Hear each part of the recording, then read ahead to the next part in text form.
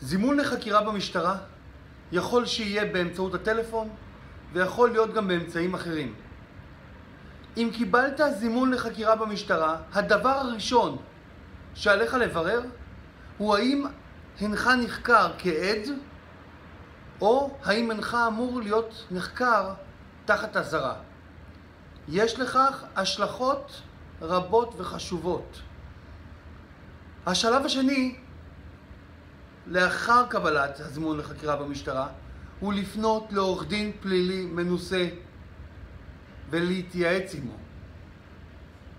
הדברים האלו הם חשובים, מכיוון שכשאינך מגיע למשטרה, החוקר מנסה להסביר לך, אתה לא צריך עורך דין בעניין הזה. ואז הוא מנסה להוציא ממך כמה שיותר מידע מפליל, שבסופו של דבר עלול לשמש כנגדך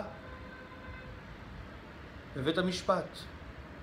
לכן, עורך דין יכול לנתח את הסיטואציה שבה אתה נמצא ולהמליץ לך ולכוון אותך כיצד לענות, כיצד להגיב, אם בכלל להגיב. חשוב מאוד לשמור על ערנות במהלך חקירה במשטרה. חוקרי המשטרה הם מיומנים ומנוסים ומתוחכמים.